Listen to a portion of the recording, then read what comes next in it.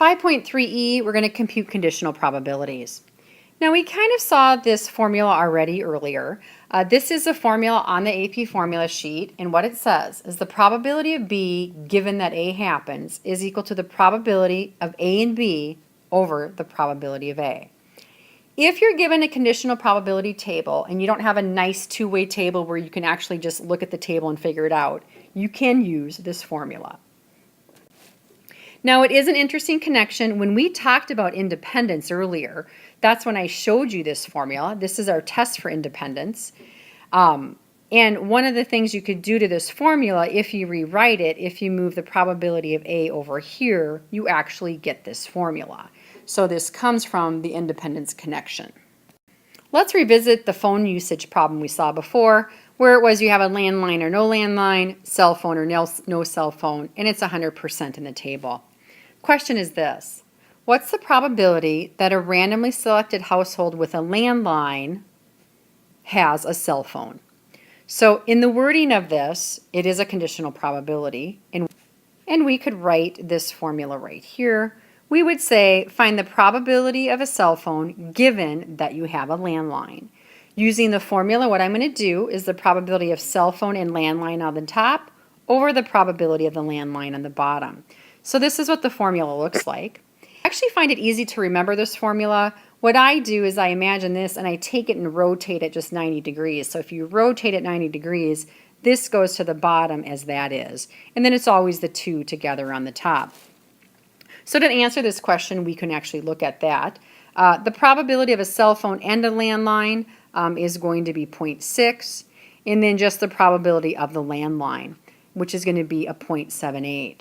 So for conditional probability on this one, you actually can just do the 0.6 over the 0.78, and the answer in this case is 0.77.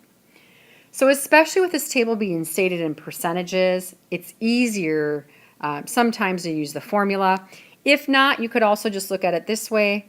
Again, the probability of a cell phone given you have a landline, well, we're going to be given that we have a landline, probability of a cell phone. Sometimes it's easier just to look at the table, 0.6 over 0.78. Now we're going to bring together conditional probability and tree diagrams. I'm going to show you how to make difficult probability actually very easy. Here's this scenario, media usage. We looked at a relationship between media usage and the grades of the youth between 8 and 18 on an earlier problem. What percent of the students with good grades are heavy users of media? So the tree diagram below that we actually did was right here. So let me just show you that. If you remember putting this together, we had students, remember if they were light, moderate, or heavy users, and then we knew if they had good grades. We then backed into their bad grade probability pretty easily. And the question is right here, what percent of the students with good grades are heavy users of media? So before when we did this, we just looked at the complete tree, but this one right here is actually a conditional probability. So let's do the state plan, do and conclude for a second. The state on this would be what percent of youth with good grades are heavy users of media? Fine. What's my plan? Well, my plan for that is we want to find the probability that I'm a heavy user given that I have good grades. That formula, by the way, is the probability of heavy user and good grades over that of good grades. That's our plan. Let's do that. Folks, it's already set up in the tree. So what's the probability I'm a heavy user and I have good grades? On the tree, if you're a heavy user and have good grades, it's this number right here. Okay? Fine. What's the probability I have good grades? Those with good grades, we have 3 of the branches. So all you have to do, your new subset is really these 3 purple check marks. So the subset of the bottom of your fraction are these 3 totals, and the one that goes on the top is just what I circled in the red. So the do for this is really just showing the information that I actually see in the tree, and you're going to get the percentage. So to make our conclusion, all I'm actually going to say is about 16.6% of the youth with good grades are heavy users of media, and you can ignore this little bit right there. So another type like that, but without the tree diagram there. I want us to complete that from scratch, and we're not going to be formal in state plan, do, and conclude. Here we have a false positive example. Many employers require prospective employees to take a drug test. A positive result on a test indicates that you have the use of illegal drugs. However, not all people who test positive actually use drugs. Suppose that 4% of prospective employees use drugs. The false positive rate is 5% and the false negative is 10%. Question is, what's the probability given you test negative that you use drugs? This, folks, right down here is the conditional probability formula. Again, the probability given you test negative. So I test negative, what's the probability I do drugs? I could actually fill this formula in if I wanted to. I would do the probability. I'm going to do drugs and negative. Just going to do a negative sign. And I would do it over the probability of a negative test. If you put the tree together, it's really going to help you. So let's start with the tree. They want me to take a drug test. I walk into the medical place, and before I even take the test, I know one of two things.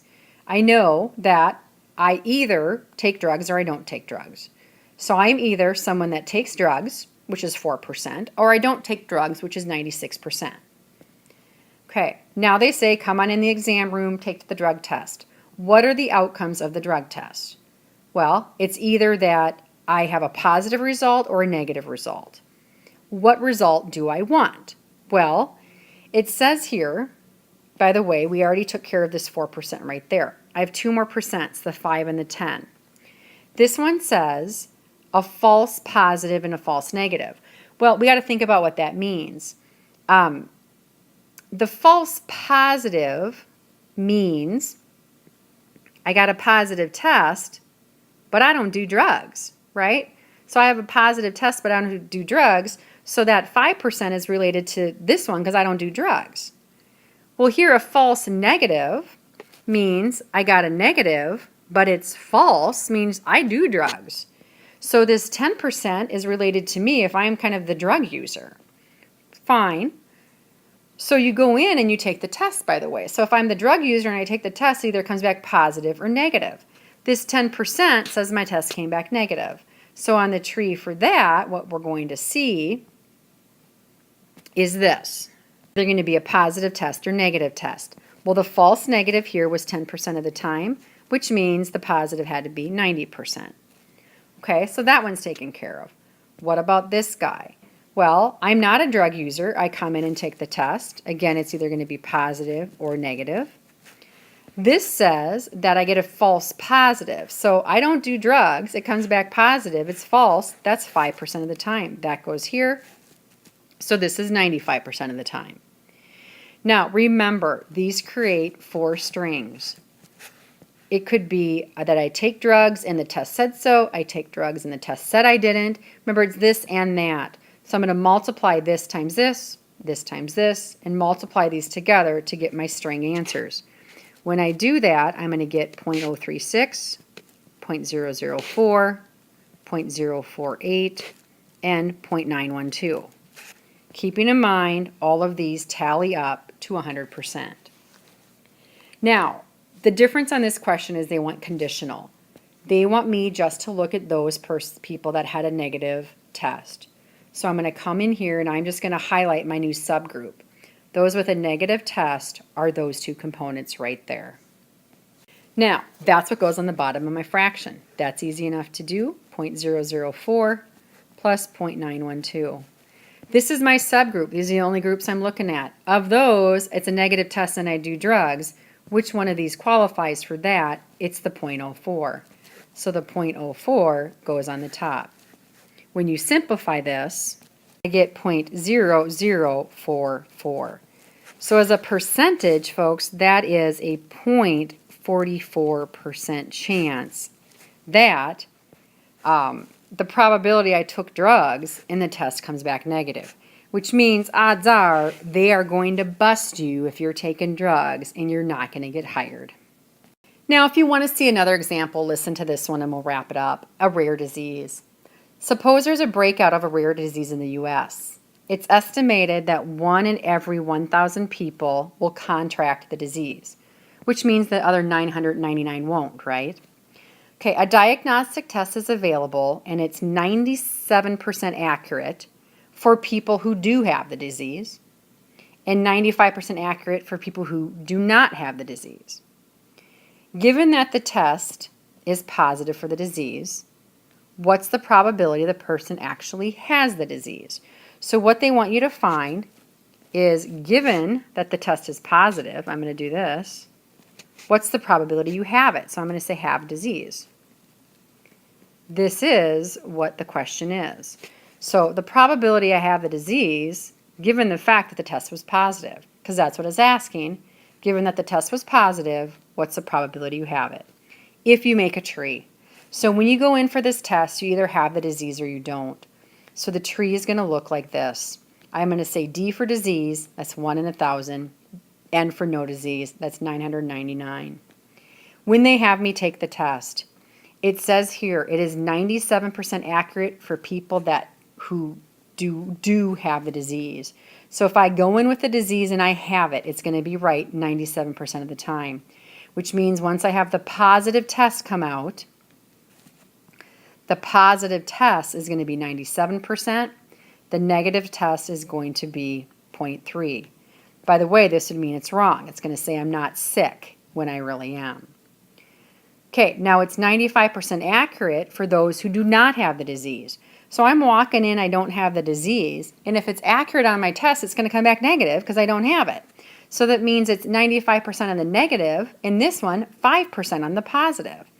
So this one looks a little bit different. Again, these are all different strings. If I multiply them together, here are the numbers I get, which is going to be my 100%. Okay. Which ones am I talking about? Again, I want to look at all of those that are positive. So the positive test results are here. Of these two, which one have the disease? This guy right there.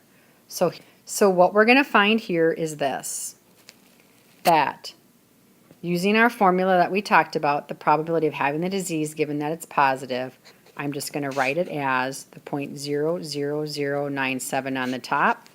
And on the bottom is going to be the combination of the two numbers that I have. And that'll give me, when I compute this, the final answer, which is about 0.019 as a percent.